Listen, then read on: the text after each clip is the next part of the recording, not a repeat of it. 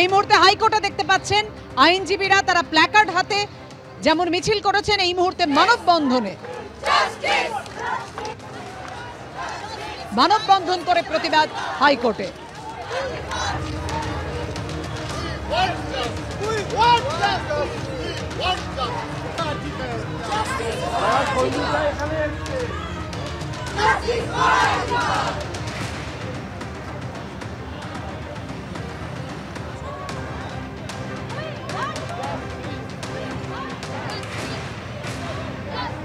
চিকিৎসককে ধর্ষণ খুনের দাবিতে সরব সব পক্ষ, সব স্তরের মানুষজন তারা রাস্তায় নেমে মানববন্ধন করে প্ল্যাকার্ড হাতে মিছিল করে রাজপথে নেমে তারা প্রতিবাদ জানিয়েছেন। সরব হয়েছেন সব স্তরের মানুষ, দিকে দিকে প্রতিবাদ আরজিকর কাণ্ডে।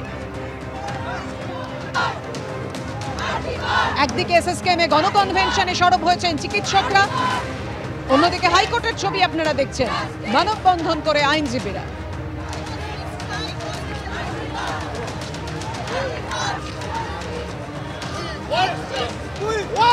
কথা বলবো, আমাদের সঙ্গে রয়েছেন আমাদের প্রতিনিধি সৌভিক মজুমদার। সৌভিক, বিরল ছবি দেখতে পাচ্ছি আমরা এই মানববন্ধনের আরজিকর কাণ্ডের প্রতিবাদে, যে ছবি ধরা পড়লো হাইকোর্টে।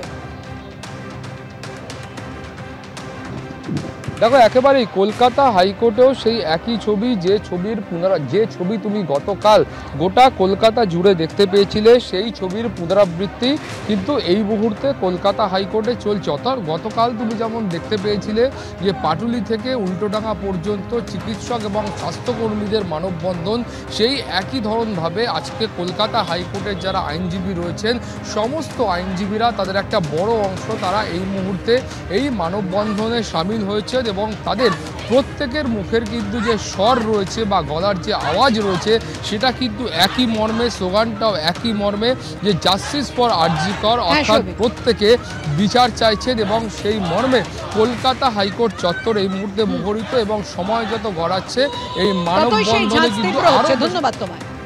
জুনিয়র ডাক্তারদের আন্দোলন চলছে, পুলিশ কমিশনারের পদত্যাগের দাবিতে তারা এখনো একইভাবে অনড়। আরো বৃহত্তর আন্দোলনের ডাক দিয়ে লড়াই ফিরেছে ক্যাম্পাসে। আগামীকাল সুপ্রিম কোর্টে এই মামলার শুনানি রয়েছে এবং আজকে ফের রাত দখলের ডাক দেওয়া হয়েছে। রাত 9টা থেকে 1 ঘন্টা আলো নিভিয়ে প্রতিবাদের আহ্বান জানিয়েছেন জুনিয়র চিকিৎসকরা। গতকাল সিপিকে প্রতীকী শিরদাঁড়া দিয়ে সিপিরই ইস্তফার দাবি জানান জুনিয়র ডাক্তাররা। লালবাজারের সামনে 22 ঘন্টা টানা অবস্থানের পর 22 জন চিকিৎসকের প্রতিনিধি দল তারা পুলিশ কমিশনারের সঙ্গে গতকাল দেখা করেন এবং তার হাতে প্রতীকী শিরদাঁড়া তুলে দেন। তারা সিপির সঙ্গে দেখা করে তার কাছে তার ইস্তফার দাবি জানিয়েছেন জুনিয়র চিকিৎসকেরা। এরপর কাল সন্ধ্যের পর লালবাজারের সামনে থেকে অবস্থান বিক্ষোভ তারা সরিয়ে নিলেও সেই আন্দোলনকে নিয়ে আসেন ক্যাম্পাসে এবং আরো বৃহত্তর আন্দোলনের ডাক দিয়ে তারা লড়াইয়ে সামিল হয়েছেন। আজকে রাত 9টা থেকে 1 ঘন্টা আলো নিভিয়ে প্রতিবাদের আহ্বান জানিয়েছেন চিকিৎসকেরা।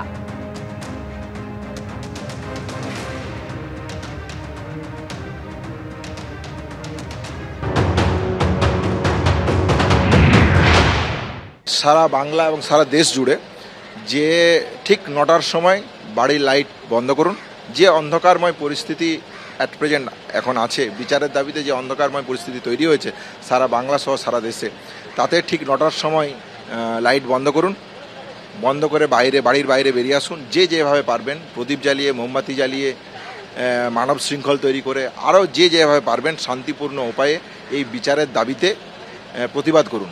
সুপ্রিম কোর্টের কাছে যেন একটা সদর্থক বার্তা যে আমরা বিচার চাইছি, অভয়ার যে নৃশংস ঘটনা ঘটেছে তার জন্য এই সদর্থক বার্তা সুপ্রিম কোর্টের কাছে পৌঁছে দেওয়ার জন্য।